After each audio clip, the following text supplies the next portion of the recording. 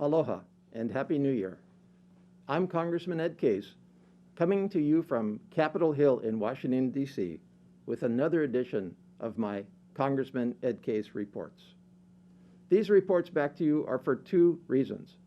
Number one, of course, I want to let you know what I'm doing on your behalf in Washington, D.C. But equally important, number two, I want to invite you to provide me with your guidance, to ask me your questions, and to let me know what my office and I can do for you. Some of the most important information I can provide you in this entire show is going to be flashing on the bottom of your screen, and that is how to get more information on my office and how you can contact me. The absolute best entree to my office is through my website at case.house.gov, case.house.gov. That website gives you a whole bunch of information on me, on my activities, on my votes, on the issues that I'm dealing with here in Washington, D.C. and back home, and on how to get in touch with me. It also provides you with the opportunity to reach me by email. That's very easy, ed.case@mail.house.gov. Or please feel free to call my Honolulu District Office at 650-6688. All of that information should be on the bottom of the screen. Please check it out and contact me. After all, this is your office. Let me provide you a little bit of an overview on the show and get into some details later on and exactly what I'm facing in this Congress. As I tape this show, it is January 4th, 2021. And yesterday, January 3rd, I was sworn in as a member of the U.S. House of Representatives representing Hawaii's 1st Congressional District for the 117th Congress. Now, what does that mean? It means that since adoption of our Constitution for our country in 1789, our Congress has met for 2-year sessions every 2 years. This is the 117th time we have started a session of the United States Congress. The first one, by the way, was in 1789, of course. And that went from 1789 until 1791. Washington, D.C. wasn't even created then, or at least it was not much of what it is today. The first Congress started in New York City and then moved on to Philadelphia. Later Congresses started in Washington, D.C. The first Congress was the first 2 years of the presidency of George Washington. So that'll tell you that we've been doing Congresses for a long time, 117 of them now. These have been happening throughout our country's history, through war and peace, through stability and calm, through difficulty and relative lack of difficulty. Every 2 years, Congress has convened for a 2-year session. And it has been our responsibility throughout that history in each one of these Congresses for us to provide the national leadership that is needed for our country. And so the 117th Congress, which just started, will run from yesterday, through 2 years from now. So it will run until January 2023, at which time the 118th Congress will commence. My current term as your U.S. representative goes Congress by Congress. So my term is a 2-year term, and I'm reporting to you at the very, very beginning of my current 2-year term in the 117th Congress. This is actually the 5th time that I've taken the oath of office to defend and protect our Constitution as a U.S. representative. I was a member of the 116th Congress representing Hawaii's 1st Congressional District during the prior 2 years, 2019 to 2021. I also served Hawaii in the 2nd Congressional District in the 109th Congress, 2005 to 2007, the 108th Congress, 2003 to 2005, and a portion of the 107th Congress in 2002. Previous to that, I spent almost 3 years in my early part of my career as a legislative assistant to U.S. Congressman, my predecessor, and later U.S. Senator Spark Matsunaga, right here on Capitol Hill. So I'm coming up on 9 years here in Congress, and I have never felt a greater responsibility to our country, to our Hawaii, and to you than I do right now. I like to start every Congress and these reports by kind of going back to the basics, just to lay the groundwork for you on what's going on in my life and in my job responsibilities on your behalf. So allow me to kind of go back to the beginning. Many people know this already, but sometimes we can all stand a refresher, including me, by the way. So let me tell you a little bit about this strange institution that I work in called your Congress. The first thing I want to tell you about Congress, which we all learned in high school and in civics class, but sometimes we forget, is that Congress, under our system of government, under our Constitution, is one of our three branches of government. We know that. The executive branch headed by the President, Congress, and then the Supreme Court with the Supreme Court justices. But what is often forgotten is that Congress is a separate, independent, and co-equal branch of government. Separate, independent, and co-equal. That means that the President is not my boss. I don't answer to the President. That's not how our founding fathers constructed our country. They thought it was unwise to centralize that much power in one person. And so, as we all know, they built a system of checks and balances under which Congress is responsible for making our own decisions. Of course, we want to work with the President whenever and however we can. Of course, we all want to find the common ground for our country. But we also have a responsibility to make those decisions for ourselves and not just take the word of the President or of his or her administration. We are guided by what the Supreme Court tells us, but within the bounds of our Constitution and our laws, we are charged with making our own decisions in conjunction with our Constitution and laws as interpreted by the Supreme Court. So my role in my job is to function as part of a separate, independent, and co-equal branch of government. This is sometimes awkward. It's often difficult. There's stresses and strains in our system when we disagree, and we have to find a way forward together. But again, that's how our founders envisioned it, and that is the responsibility that I have. So my responsibility flows directly to the people that I represent, you, and not through anybody else, not through a president, not through another member of Congress, nobody. It's just me to you, and that's my job. I think we all know that Congress is made up of the U.S. House and the U.S. Senate. But let's just go through those basics as well. The United States Senate has 100 members, 2 per state, regardless of population. That was set up in the beginning to really equalize the power and influence of small states versus large states. It was felt that small states might get swallowed up if all you did was just base it on population, and so it's 2 people per state, whether it's California or, for that matter, Hawaii.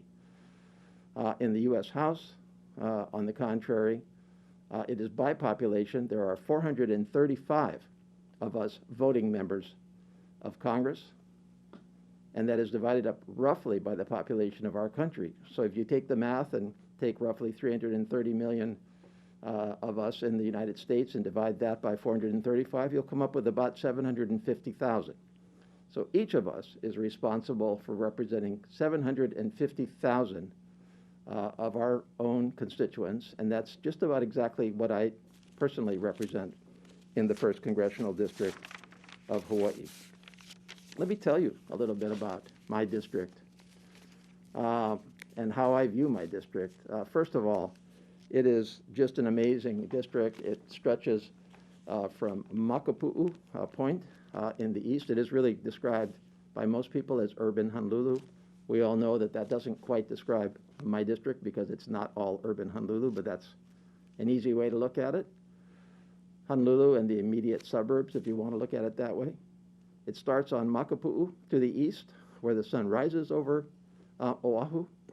It flows through Kalama Valley, Queensgate, Hawaii Kai, Kuli'o'o, Niu, Ainahaina, Waialae, Kahala, Central, Honolulu, the valleys, the ridges, the plateaus, Kaka'ako, the high-rises, downtown, through Kalihi, Mapunapuna, Moanalua, Iwilei, the airport, and then westward, Pearl City, Aiea, into Waipahu, Crestview, Waipio, Mililani, Mililani Mauka, Launani Valley, up to the borderline of Wahiawa. I don't actually have any of Wahiawa other than for a small sliver right there on the lake. But then it comes back down through Waipahu and out to Ewa, down Fort Weaver Road to Ewa Beach, out through the incredible communities of New Ewa, if I can put it that way, Kapolei, Ko'olina, Punakaihale, and it ends at Kahe Point, close to where the sun sets on Oahu. It is one of the most diverse districts in our entire country by many, many markers. Ethnically, absolutely one of the most diverse. Origin, one of the highest percentages of folks that were born in another country and came to our country looking for a better life. One of the incredible areas of great disparities in income, disparities in wealth, where you have very wealthy neighborhoods and neighborhoods that are not doing very well at all. A community of distinct neighborhoods, each of them its own, but all making up Honolulu proper. It is the economic engine of our state. I represent Waikiki and our tourist industry. I represent downtown. I represent many, many of the small businesses throughout our entire state, right in my district. It is the center of our country's national security in the Indo-Pacific. We all know a little bit about our military's function and role in Hawaii, but think about this, that when we take a look at our national defense and our military, they are divided up throughout the world by joint commands, what is referred to as joint commands. So it's kind of a centralized command for all the armed forces, from the Army to the Navy to the Marines, the Air Force, et cetera, Coast Guard. And that joint command is led by a commander of the Indo-Pacific region, Indo-PACOM for short, and Indo-PACOM is located right in my district. Not only is the Kuleana of Indo-PACOM, the region of the world that it is responsible, stretches from the west coast of California to the west coast of India, from Alaska to Antarctica. It is the largest unified command of any of our commands by far, geographically, throughout the entire world. It is the most, from my perspective, the most important joint command we have in our entire country right now, given the rise of China and the potential, not just potential, but the great problems posed by the way that China has approached the rest of the world, including our own backyard of the Pacific. And so this is a critical area, not just for Indo-PACOM itself, but for all of our armed services who are headquartered also on Oahu. The Navy, the Air Force, the Army, the Marines, the Coast Guard, all right on Oahu, and most of them physical headquarters right in my district. It is the center of higher education in our state. The University of Hawaii at Manoa is in my district, along with many of its community colleges and associated universities, including the newest at West Oahu in my district. Many of our institutions of private learning, Chaminade, Hawaii Pacific University, all in my district. I could go on and on about my district. I hope what I'm communicating to you is that, number one, I feel incredibly privileged to represent such a diverse and vibrant community, but nonetheless, the responsibilities of representing a community with all of those differences, with all of those needs, with all of those opportunities, is an immense responsibility that I take very seriously. Now, here in Congress, I don't do this job alone. And I think what I want to do is talk a little bit about my partners in this enterprise, which is representing you in the United States Congress. Of course, we have two United States senators, Senators Schatz and Hirono. Worked very, very closely with both of them in the last Congress and look forward to that partnership again. And then I was privileged to work with former Congresswoman Tulsi Gabbard in the prior Congress. We had a very good working relationship, and I wish her only the best. Yesterday, Kaiali'i Kahele from my own hometown of Hilo was sworn in to take Congresswoman Gabbard's place and to represent Hawaii's great 2nd Congressional District. I've known Congressman Kaeli for a long, long time. We have been friends. We have been partners before he even got to Congress. And I've watched his preparation to become Hawaii's newest United States representative, and I think that he has done an incredible job of getting himself ready for this job. I think he's about as well prepared as any member of the new member of the United States House from Hawaii has ever been. And so I'm really just frankly very, very honored and happy that he's joining me as my partner. And I think that this delegation, look, we're all different people. We're not clones of each other. We've all had different experiences, different lives.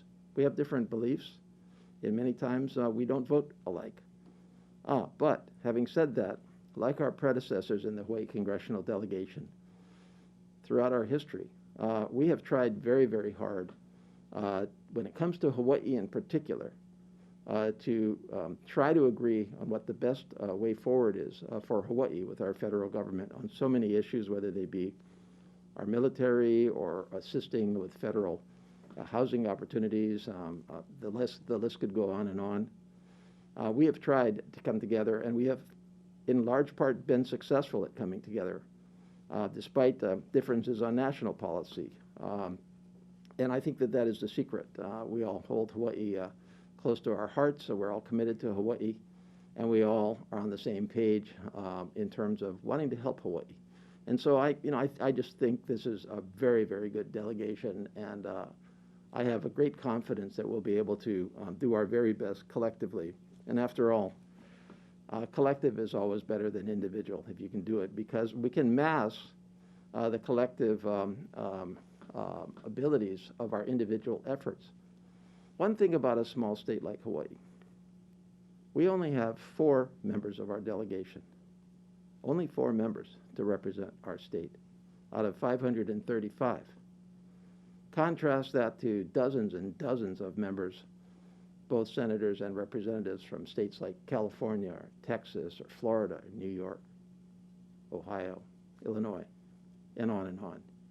Pretty soon you realize that you really, really have to have a delegation that can work together, that unifies where it can for Hawaii, and that really punches above its weight, its individual weight. So the only way to get this done is collectively. And we have been successful in doing that. And again, I think that we will continue to be successful in this particular 117th Congress.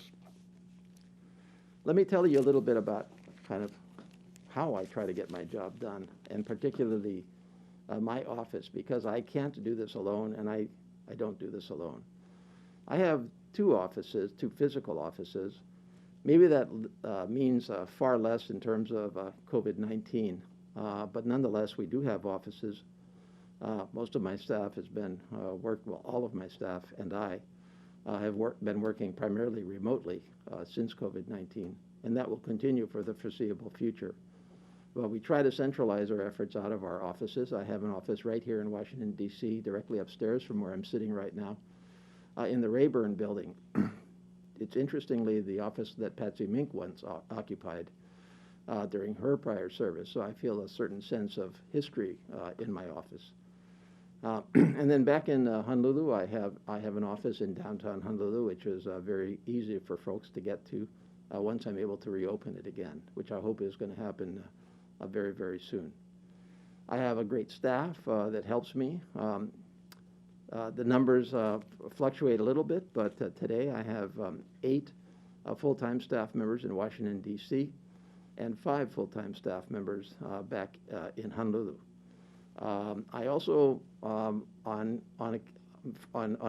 the most part, have interns in my office, folks that are in the middle of their education or right out of their education that want to get a taste of what it's like to work in a congressional office. I try very hard to make that opportunity available to our younger folks back in Hawaii, and frankly, my hope is that they will also choose the same career that I did after my own internship, because that's how I started out, was as an intern on Capitol Hill But I especially want them to understand what's going on in the real world of Congress and Capitol Hill and to take that back into their own careers.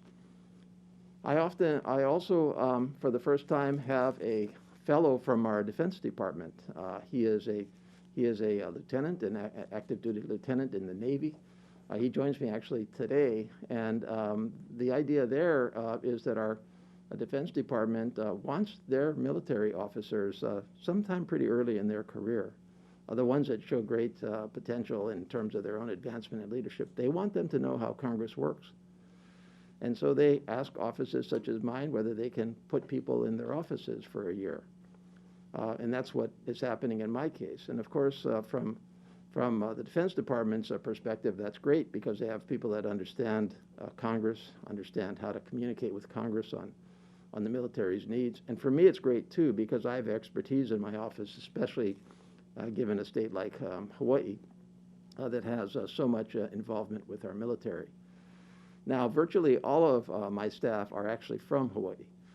So they're from Hawaii. I don't have to explain to them, where Ewa Beach is. They know it already. I don't have to explain to them the diversity, the needs. It's pretty easily understood. And the very few people that are not technically from Hawaii know Hawaii pretty darn cold. And so I focus very, very much on people that actually do understand Hawaii, that actually can communicate with you so that if you call my office or write my office, again, you don't have to educate them on the situation back home. They'll already know it. So that's been an important part. And they are very essential to helping me do my job. Probably a pretty good opportunity for me to talk to you about what I think my job is. I think it's pretty important when you have a job to have a pretty clear sense of mission, a pretty clear sense of what you're trying to accomplish and why you're trying to accomplish it and how you're going to accomplish it. And that's how I try to treat my office as well. And so let me describe to you the way I take a look at my office and my responsibilities. What am I supposed to be doing in this job? Well, I think about it in really three buckets, if I can put it that way. The first bucket is national leadership. The second bucket is helping Hawaii. And the third bucket is helping you. Let me tell you a little bit about each of those buckets. National leadership, that's my constitutional obligation as a member of Congress, as a member of a separate, independent, and co-equal branch of government to chart the course for our country, to make the decisions for our country, to provide the national direction for our country, to try to work out with my colleagues in Congress the best way forward for our country. These are any and all of the issues that face our country on any given day, from domestic to foreign policy. What should we do with Iran? How do we address the growing threat of China? How do we reach out to the Pacific Islands to forge relationships with our partners in the Pacific? How do we try to solve the intractable issues in the Middle East? I could go down the list. Those are national foreign policy issues. Domestic, how do we protect and preserve Social Security? How do we handle the demands between federal spending on the one hand and trying to maintain fiscal responsibility on the other? How do we provide for the truly needy in our country? How do we protect our environment? These are national issues, and I have a role in those national issues. The second bucket, helping Hawaii, that's more about Hawaii. That's about this basic question: how can our federal government help us? Because our federal government exists to help all Americans nationally, as well as those in the individual states. And so my job in terms of helping Hawaii comes with what is the federal government doing or not doing that helps or doesn't help Hawaii? And how can I either increase that aid or get the federal government to correct matters that are not helping at all? And that falls across the board.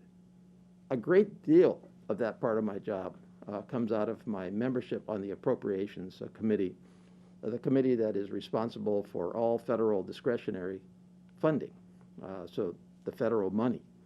And I'll get back to that because that's a critical part of my job. I want to spend a little bit more time on approbes, as we call it. But it's not just approbes. It is facilitating grants to folks throughout Hawaii. Not a direct appropriation, not a direct federal fund, but certainly helping somebody in terms of federal funding.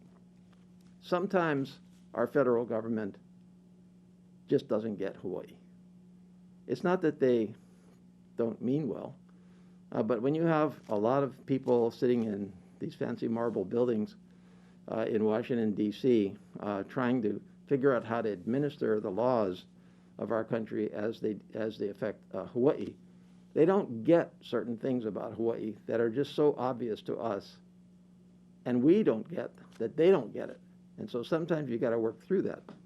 I have a favorite story that I tell along these lines because I think it illustrates the point perfectly. It comes from my first tour of duty here in Washington, D.C.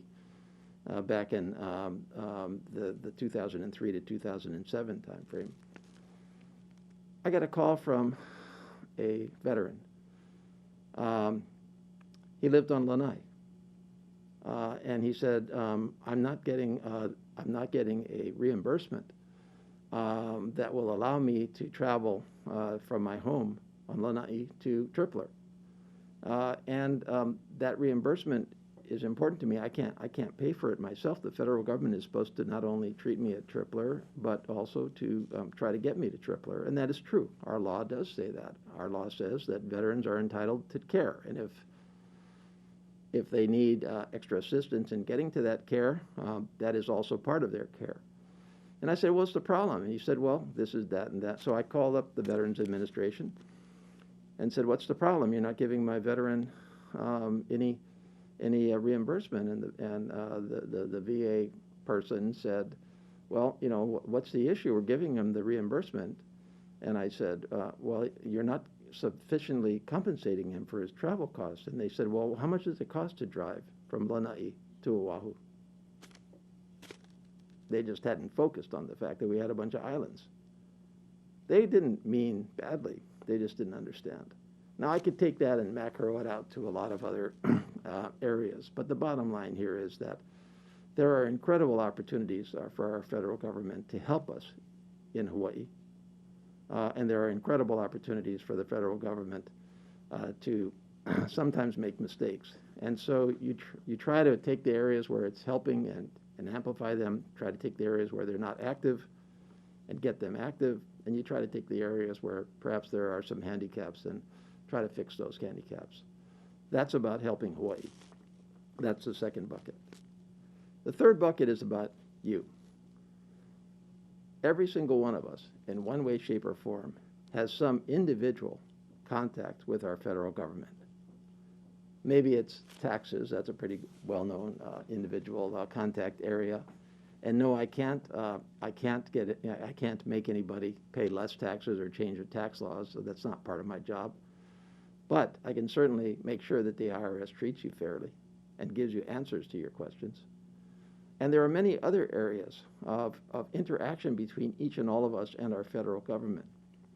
Some of the most common are Social Security, for all of our folks that are on Social Security, Medicare, same comment. Our veterans, I've already mentioned that. Immigration. I mentioned earlier that we have one of the highest levels of immigration in our entire country. And many of our families here also have their own family members in their countries of origin who have applied and want to join them in this country. Lots of times they don't get the answers that they really need to make their own plans about the status of applications. So sometimes people don't get benefits that they think they're entitled to. Sometimes people just don't get an answer from a federal agency, or at least an answer that makes sense. And this part of my job is helping you with your individual issues. And so in this area, I especially ask people to contact me if you have any particular issues, especially those that are federal. Now, a lot of the issues, frankly, are state or county issues. We have a tremendous example of this in the midst of our COVID-19 crisis having to do with unemployment. Unemployment is a state program. It has some federal supplementation to it, But I have no direct role, nor does the federal government, in the administration of Hawaii's state unemployment program, which has been a real issue for so many thousands of our fellow residents who have lost their jobs because of COVID-19 and yet cannot get a good answer from the state unemployment office. Now, I can't go in there and make the state unemployment office, give benefits where they're not warranted, but I certainly can ask them to answer these questions, and we do. That is actually the highest number of folks in months and months that have asked my office for individual assistance. But again, anything that we can possibly help you with, let us know. Sometimes it's just getting you to the right place. We answer a lot of questions from people who call us up and say, I've got this particular issue, who should I contact? Well, we know government. We have partners throughout government, our state government, our county government, our private sector business members, our nonprofits, our community organizations. Usually we can get you to the right place if we can't actually do anything about it ourselves. So that's the third part of my job. So again, national leadership, helping Hawaii, and helping you. Those are my core missions, if I can put it that way. In terms of how then do I go about the job, I want to come back a little bit to the Appropriations Committee, because I think this is an area that is particularly important to how I do my job. I mentioned earlier that the U.S. House Committee on Appropriations is responsible for all federal discretionary spending. That's roughly $1.4 trillion a year. And so appointment to that committee is highly coveted and highly desired. And I was incredibly fortunate when I started the 116th Congress 2 years ago to be appointed to the Committee on Appropriations. We hadn't had a Hawaii delegation member serve on the Appropriations Committee for decades. Of course, we're a little bit more familiar with Senator Inoue serving for decades on the Senate Appropriations Committee. And Senator Schatz has also gained appointment for some years now to the Senate Committee on Appropriations. So the opportunity for Hawaii to not only have that seat again on the Approps Committee in the United States House, but to have kind of a twofer, Schatz and me, is a tremendous opportunity for us, and we try very, very hard to utilize that opportunity as much as we can to responsibly direct federal funding wherever we can to the needs of Hawaii and comparable parts of our country. Programs such as, for example, I talked about our military earlier. Not only, I believe, do we have a responsibility to our country to host our military and to help our military wherever we can throughout Hawaii, but let's face the reality that by doing so, we also see an incredible investment by our federal government in Hawaii. As a matter of fact, if you take a look at the kind of the traditional economic pillars of our Hawaii, travel and tourism clearly number one, federal government number two. Our military accounts for somewhere in the range of 15–20% of our total economy, by some measures higher. And that gives all of us jobs and helps our economy. And so that's an important part of appropriations. But across the board, I try to provide appropriations where I can, spend a lot of time in that particular committee. I'm looking forward to continuing service on the Appropriations Committee in the coming Congress.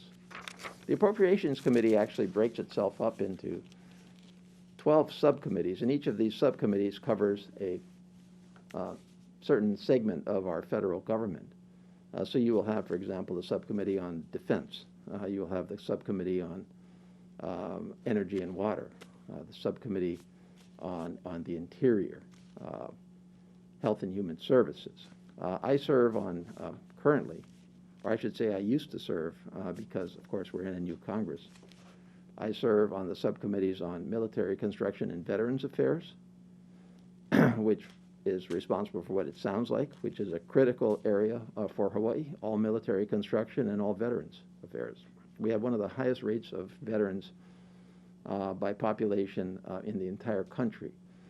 Not only do we have 120,000 or so veterans and their families, but we have one of the most diverse veteran populations in the entire country, whether you want to talk about ethnicity or gender, right on through the ranks. And we have some very, very special and unique needs for our veterans in Hawaii. I already mentioned one of them, which is just distance from Tripler. That also equates, for example, to how do you actually provide care, the same level of care throughout a state that's separated by islands. There are major issues in terms of our veterans maintaining benefits. So anyway, the obligation to our veterans on that particular subcommittee is great, and the opportunities to help are great as well. My second of three subcommittees is Commerce, Justice, and Science.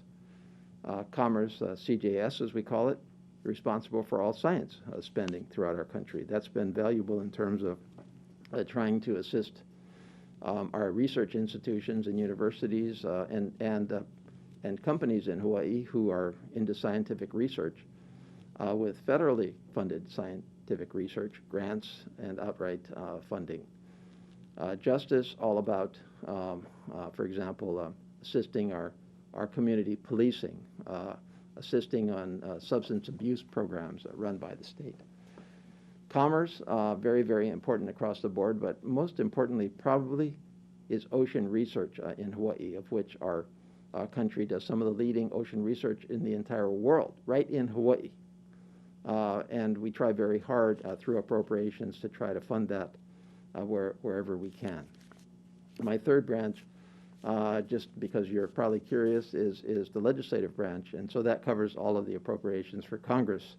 Not directly relevant to Hawaii, but it's a fascinating job. People on that subcommittee are, I guess, referred to as the mayors of Capitol Hill in some ways. I do expect that in this Congress I may have a different set of subcommittees that focus perhaps a little bit more directly on many of the areas that I think are particularly important not only to our country but to Hawaii. Let's turn to some of the major issues that we all face and that I face in my office. And when I start here, there's no way we can avoid COVID-19. It's hard to believe that it hasn't even been a year as I tape this, that COVID-19 really showed up in any material way in our country. It hasn't even been 11 months since we had the first case of COVID-19 in Hawaii. It hasn't even been 10 or 9 months since we really went into any kind of preventive measures as to COVID-19. And yet it has been such a devastating part of all of our lives during that short period of time. You know, we all wish that we could see the actual end in sight in just a couple of weeks, and I could take off this mask and talk to you without a mask on, and we could meet again in the talk stories in school cafeterias that I think are so valuable to my job. But that's not in the cards. COVID-19 is going to be with us and with me for this Congress for 2 years. Now, you know, we certainly hope that from a public health perspective, we have it pretty well in hand within that 2-year period. But certainly, even if we do, the economic and social and community harm done by COVID-19 will be with us for a long time, beyond this current Congress. And so I fully expect that my number one priority in this Congress is going to be helping our country and our Hawaii with COVID-19. That doesn't mean that there's not going to be a lot of other challenges, some that we know of today, some of which I've mentioned already, and some that we have no idea are coming at us. But COVID-19 is going to be there, and it's going to be at the top of the list. So what's really happening with COVID-19 in my kuleana right now? Well, of course, COVID-19, you could really segment that out into the public health side, the economic devastation side, and the social devastation side. On the public health side, of course, the real effort, besides maintaining a high level of scrutiny and prevention and following the advice of our scientific experts in terms of how we live with COVID-19, that's critical. And the federal government has a major part of helping the states and the counties and the country with that part of it. Of course, we've already provided major funding for things like testing and contact tracing. Now the big one is vaccinations, because ultimately that is the answer. That if we can get enough of us safely and quickly vaccinated to develop a broader safety net, if I can put it that way, or what some people call herd immunity. I don't particularly like that term, but you may know it as that, where most of us are immune to contracting COVID-19. We can start to mingle again, which is not only important to us in our lives, but to our tourism economy in particular, and everything related to it, from restaurants to entertainment and well beyond. Vaccinations is the answer. Of course, we have vaccines that the FDA has approved, and the challenge now is going to be to continue a rate of manufacturing that is sufficient for the country to have enough folks vaccinated as quickly and as safely as possible. But it's one thing to manufacture COVID-19. It's another thing to distribute it to the states, but it's quite another thing, once it arrives in the states, to distribute it throughout the states and right to the people to get that vaccine. And that's going to be a major part of my effort, is making sure that our federal government is taking it all the way and contributing all the way through to the actual vaccination for folks. The economic side, again, that's going to be with us for a great deal of time. And let me summarize what we've done from that perspective, and what I think we're going to have to do. When COVID-19 hit, Congress actually did something that was pretty unique. It actually agreed in a very short period of time, as did the President, on a major relief package of the trillions of dollars that was passed back in March. And that was emergency assistance to the country that was desperately needed.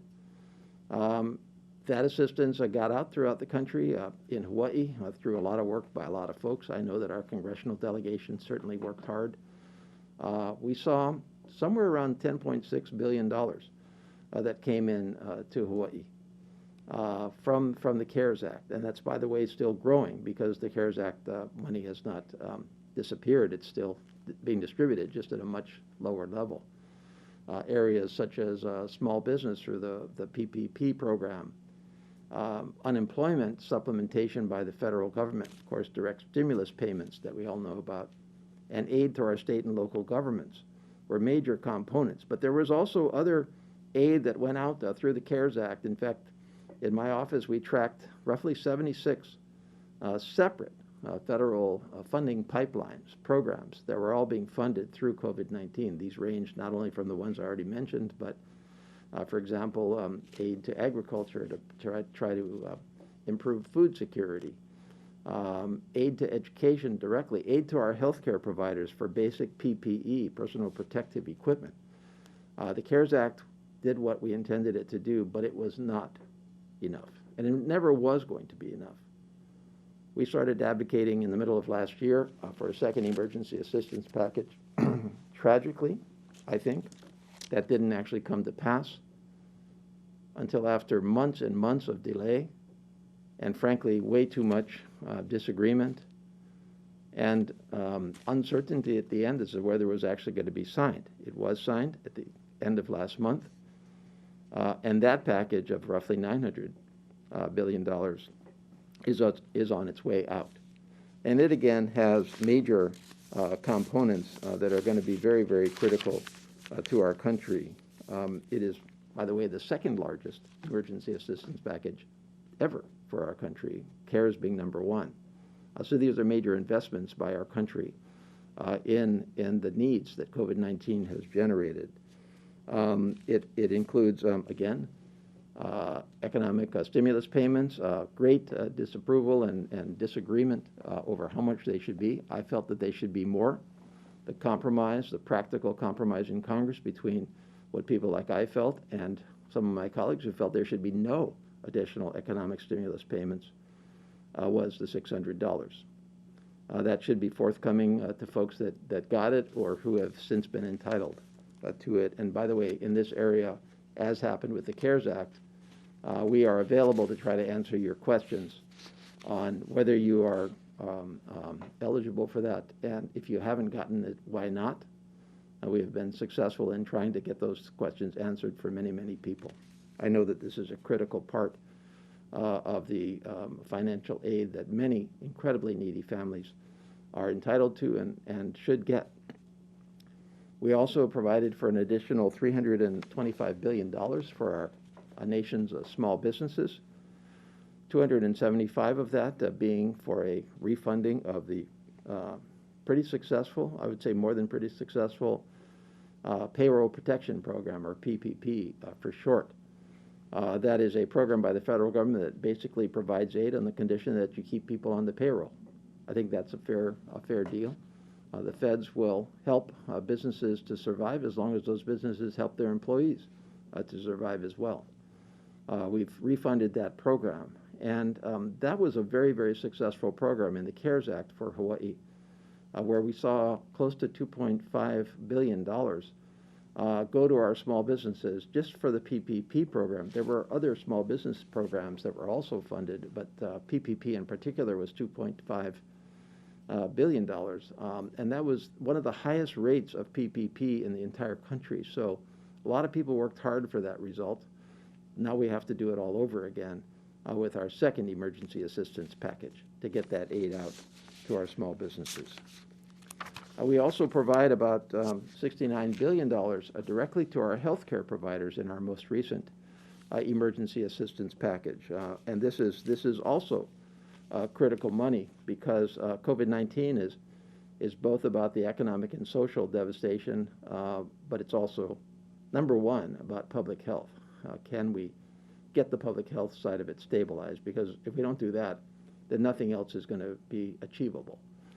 And in the area of health, and that $69 billion, over $20 billion went to basic testing and contact tracing, which of course, as we know, has been an issue for us in Hawaii. Not so much the adequate testing, which is still an issue, by the way, but not as much as it was months ago. Contact tracing, which is once we know somebody is sick, can we find the folks that they were in contact with so we can kind of head off the virus at the pass? That is an area that we have needed additional help, and this emergency assistance package hopefully will contribute to that. I talked earlier about vaccine distribution. The federal government, the vaccine is quote-unquote free, meaning that the manufacture of the vaccine is funded by the federal government and the purchase of the vaccine is funded by the federal government. The federal government also gets the vaccine to the states, but has not carried the responsibility of actual distribution within the states. I guess we could have a debate about whether that's a good policy or not. I think every state does have its own individual needs, and so I don't have any problem with a policy where the states kind of take over at that point. But they certainly need the assistance with which to do that. That was not previously funded. And so in Hawaii, for example, we faced a budget shortfall of somewhere in the range of tens of millions of dollars just to get the vaccine distributed in Hawaii. This aid package should help us with that, so that's an important part. Mental health funding. We just don't, I don't think, fully appreciate the extent of the toll that COVID-19 has taken on all of us for our mental and emotional health. We're all dealing with it in our own ways, some more than others. But many of us definitely need professional medical help for our mental health issues arising from COVID-19. And we try to provide that assistance through this package to those that have very limited resources in particular that need this and that we should provide it for. That is a part of this package. In education, we provide somewhere around $82 billion for emergency assistance to our schools, both elementary and secondary, as well as higher education, public and private, because I don't think that COVID particularly discriminates between levels of education or whether it's a public or a private school. We think it's fair in this package that that aid be provided where needed throughout our education system. It certainly is the case with our Hawaii educational system, which has seen very significant consequences from COVID-19. And because it is funded out of our state tax revenues, and we've seen tourism and travel dry up, there have been significant shortfalls in state and local funding, in our case state funding for public education. This bill should provide some assistance there.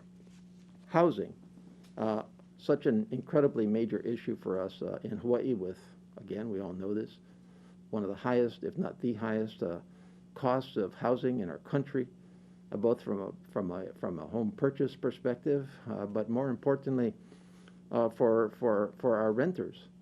We have one of the highest rates of rentals in the entire country, which would make a lot of sense if housing costs were so high. It's just not affordable for people to buy. And so these renters throughout our country, throughout our state, are in dire straits, many of them, who have lost their jobs, who have no resources to try to pay rent that they want to pay. And we have had a moratorium in place on the actual eviction of renters, which I think is the right policy, both at the federal and the state level. Now what we're trying to do is to provide some emergency assistance to those in particular need so that they can actually start to pay some of their rent. Because after all, they have, in many cases, family landlords that own a small property, maybe for investment income. They deserve some rent at some point. So we try to provide the resources to try to make that happen. Nutrition assistance, I talked about this a little bit earlier. We have had one of the highest rates of food insecurity in our entire country, and especially in Hawaii. I have volunteered at the Hawaii Food Bank food distributions.